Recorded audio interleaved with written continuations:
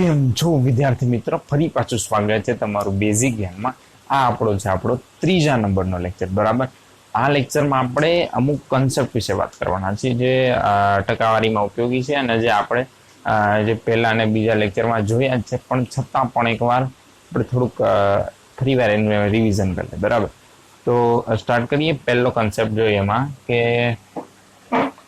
પહેલો તો જે આપણું સૂત્ર જે આપણે યાદ રાખ્યું હતું ટકા કાઢવાનું, એ જ આપણો કન્સેપ્ટ છે, બરાબર.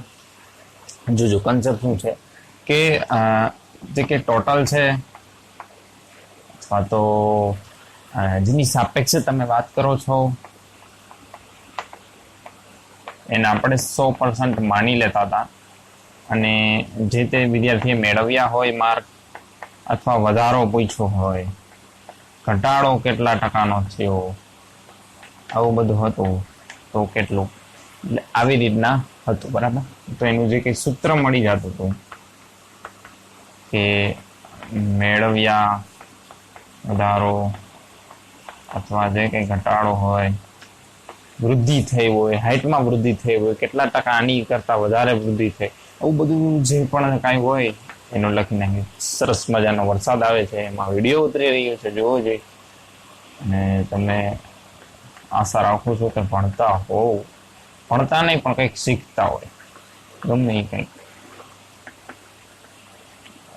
તો આ આપણા 100%. તો અહીંયા થઈ ગયું આ સૂત્ર હતું. આપણો પહેલો કન્સેપ્ટ આ હતો. બીજો છે એમાં પણ આ જ કરવાનું છે, આ જ ત્રિરાશિ છે, બરાબર. તો બીજું શું છે કે આમાં આપણે ટકા કાઢવાના હતા. હવે એવું હોય કે આના x% નીકાળો, ફલાણાના y% નીકાળો, ફલાણાના 12% નીકાળો, 100ના 30% નીકાળો, 200ના 5% નીકાળો, એવી રીતની વાત છે, બરાબર. તો માની લો કે 300ના x% નીકાળો, આ ક્વેશ્ચન છે, બરાબર. તો ના x% આ કેવી રીતે નીકાળવા, આપણે એકવાર ત્રિરાશિ મૂકીને સૂત્ર નીકાળી લઈએ, બરાબર. તો જે 300 છે, જે છે એને 100 માની લીધું, તો કેટલાય x%, અથવા આમ નો સમજો 300 મીન્સ 100%, તો કેટલા મીન્સ x%, આમ લખો તોય ચાલે, અથવા 100% મીન્સ 300, તો x% મીન્સ કેટલા, 300 ગુણ્યા x/100. એટલે આવી રીતે ના ટકા કરીને પૂછ્યું હોય, ના ટકા કેટલા થાય, એની કિંમત કેટલી થાય, તો x જેટલા ટકા કીધા હોય એટલા છેદમાં 100. આ સીધી વાત, બરાબર. આમાં એવું પણ ક્યારેક જોવા મળે કે 100ના 50%ના 50%, બરાબર, બે વાર આવી. 100ના 50%, જે ફોર્મ્યુલા જોયું કે x ગુણ્યા 100, 50/100, ફરી પાછા 50/100, 2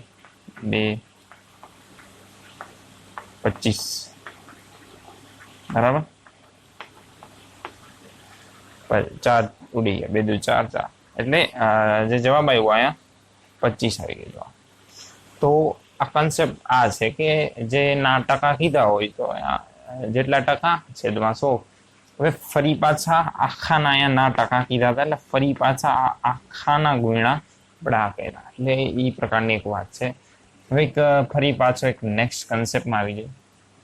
કન્સેપ્ટ નંબર 3 કે જે અપૂર્ણાંકમાં હોય કે ભાગ હોય, કે આનો 1/2 બીજો ભાગ, આના 2 ગણા, આના 3 ગણા, આના 4 ગણા, કે આના 1/7 ભાગ, તો એને ટકામાં કઈ રીતે જોશું કે જો એક ભાગ હોય એને આપણે 100% કહી દઈએ, તો 2 ભાગ હોય તો કેટલા, એમ. તો જેટલા ભાગ હોય ને એના ગુણ્યા 100 કરવાનું થશે. તો અહીંયા શું થઈ ગયું, 200%. 2 ભાગ એટલે 200%.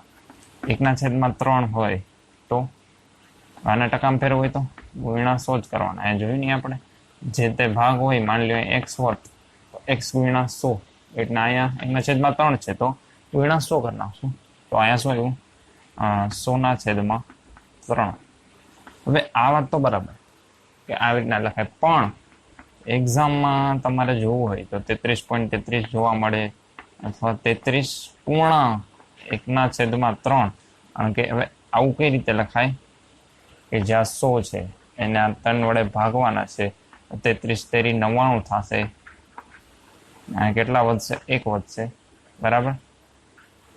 એટલે એકડો છે એ અહીંયા આવશે, તગડો છે એ અહીંયા આવશે, અને 33 છે અહીંયા આવશે. હવે આમાંથી આ કેમ કન્વર્ટ કરવું આવડું?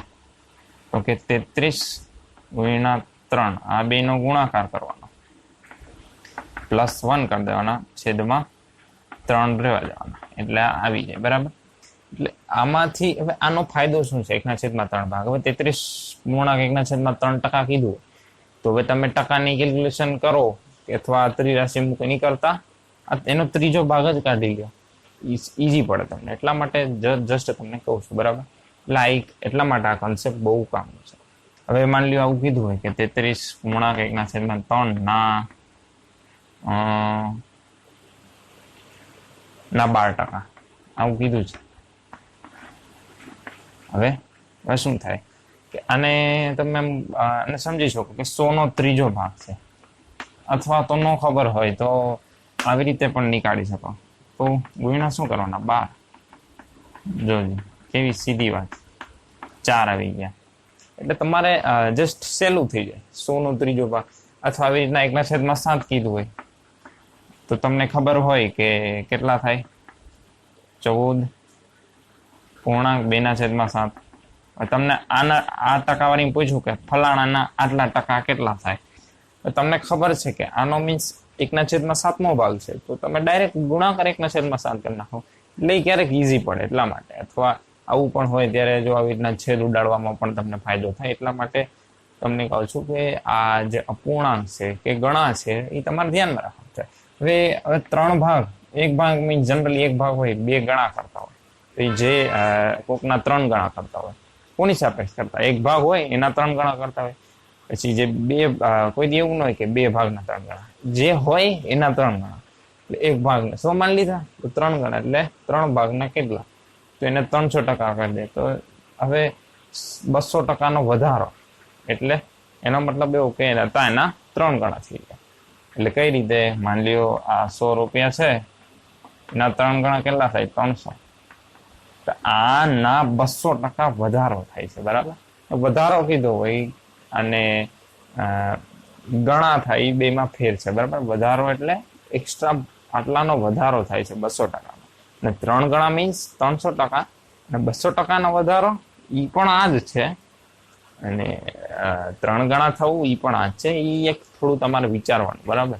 આપણે ક્યાંક દાખલો આવશે, જોશું આપણે આગળ થોડા સારા એવા દાખલા જોશું જે કોમ્પિટિટિવ એક્ઝામના. તો હવે આ કન્સેપ્ટ થઈ ગયો. પછી જોઈ તો હવે ચોથા કોન્સેપ્ટ ઉપર આવી જાય.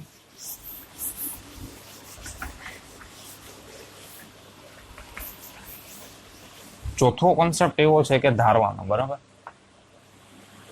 કે કોઈ એક સંખ્યાના 12% કરો, એમાં 24 ઉમેરો તો એ સંખ્યા 24 આવે છે. આવા રિલેટેડ ક્વેશ્ચન હોય. કોઈ એક સંખ્યા છે એને એના 50%ના 50% આટલા થાય છે. એટલે આવા બધા હોય તો કોઈ સંખ્યાને તમારે ધારવી પડશે, તમારી પાસે કંઈ છે જ નહીં તો.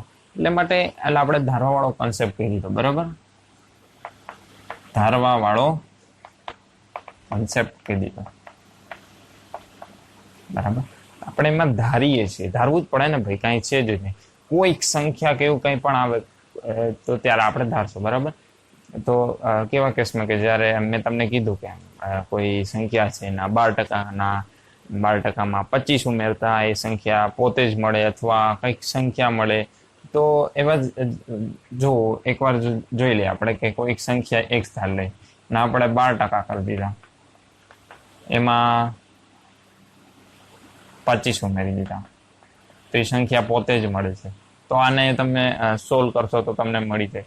એટલે તમારે એવું રીતના ખબર પડી જાય, કોઈ સંખ્યા કે એવું લખેલું હોય તો જનરલી ધારવાનું જ આવે તમારે. અથવા બીજું પણ એક એક્ઝામ્પલ જોઈ કે 52 કોના 33.1/3% છે. આ ક્વેશ્ચન કોના, એ સંખ્યા આપણને ખબર નથી. આપણે હતા નહીં આવી જાય, કે જે આપણે હતા કે 52 એ કોના 33.1/3% છે. કોના એક્સ આપણે ધારવો પડશે છે તેમાં. એક્સ ના 33.1/3% કરશો તો આ મળશે, બરાબર. 52 એ કોના 33.1/3% છે. કોના આટલા છે એટલે આના આટલા કરશું તો આ મળતા હશે, સીધી વાત છે. એટલે આવી રીતના ગણો 33.1/3 અને છેદમાં આવશે 100 ઇઝિકલ ટુ 52, બરાબર. અથવા આમ પણ લખાય અને શું લખશું કે 100/3, બરાબર. અહીંયા છે 100, કારણ કે 33 99 પ્લસ 1 ઇઝિકલ ટુ 100/3. એટલે અહીંયા લખી નાખ્યા 100 ઉડી ગયા, અહીંયા આવશે 52, x ઇઝિકલ ટુ 52 × 3. અથવા આમ પણ ના સમજાય તો આમ પણ વિચારી શકો કે જે x છે એને આપણે 100% લઈ લઈશું. તો અને આપણી પાસે આવું છે કે 52 અને છે કે 52 છે ઇઝિકલ ટુ 33.1/3%, આવી રીતનું છે. તો જે x છે, x વીણા ત્રિરાશિ આપણે મૂકી દઈએ 1/3%, અને અહીં આવશે 100 × 52, બરાબર. એટલે અહીં આવશે x વીણા, આનો મતલબ શું, 100નો ત્રીજો ભાગ અથવા 33 × 99 છેદમાં નામ 100 × 52. આ ઉડી ગયા, x ઇઝિકલ ટુ 52 × 3. એટલે જે પણ કરો એ સીધી જ વાત છે. આપણે ત્રિરાશિ પણ તમે કરી શકો, બરાબર. હવે એક 22 કેટલા ટકા એ કંઈ ખબર નથી, પણ કેટલા એ આપણે જાણતા નથી કેટલા ટકા, એટલે એને x ધારી લીધું, એના x ટકા કરી દે એટલે 33 થઈ ગયા. લ્યો, આપણો આવી ગયો જવાબ. અહીંયા આવશે 3, અહીંયા આવશે 2, એટલે x ઇઝિકલ ટુ 150 ના 150%, બરાબર. અને એમ પણ સમજી શકાય કે 22માં 50% વધારો કરતા મળતી સંખ્યા 33 છે, અથવા 22ના 150% 33 છે, બરાબર. આ થઈ ગયું. હવે તમને એક જનરલી એક કોમન વસ્તુ કહી દઉં. તમે બહુ અઘરા દાખલામાં જશો કે સહેલામાં હશો કે ત્યારે તમને સૂત્ર જનરલી મતલબ વધારે અઘરા દાખલા હોય ત્યારે તમારે સૂત્ર ને જનરલી એમાં થોડુંક વિચારવું કન્ફ્યુઝ થઈ જશે. અંતે તમારે ત્રિરાશિ જ કામ આવશે. ત્રિરાશિ આપણે જોશું આગળ, એટલે ક્યારેક સૂત્રથી પણ સમજી શકશો, પણ તેમાં તમને થોડુંક કન્ફ્યુઝન રહેશે, બરાબર. એટલે તમારે થોડુંક ત્રિરાશિ છે એને આપણે ધ્યાનમાં રાખીને જ આ જે પહેલો કન્સેપ્ટ હતો, બીજો કન્સેપ્ટ એ પણ ત્યાંથી જ આવ્યા છે. એટલે ત્રિરાશિ તમારે સમજવાની છે. જસ્ટ સૂત્ર ગોખવા કે એવું કાંઈ નહીં કરવાનું, ખાલી ત્રિરાશિ મૂકવાની, સિમ્પલ. આટલું તો આટલાય કેટલું એ ક્યાંક આગળ આવશે જ્યારે અમુક સારા એવા દાખલામાં, ત્યારે તમને કહીશ, બરાબર. અહીં આપણે બધા આમાંય જો ત્રિરાશિનો કન્સેપ્ટ ચાલે જ છે, બધું ચાલવાનું જ છે, એટલે એવી વાત છે, બરાબર. તો મળીશું પછીના લેક્ચરમાં. જો મન થતું હોય ને તો સબસ્ક્રાઈબ કરજો. અહીંયા હે ને હૃદય ઉપર હાથ મૂકો અને જુઓ, સબસ્ક્રાઈબ કરવાનું મન થાય છે તો કરી દો, બરાબર.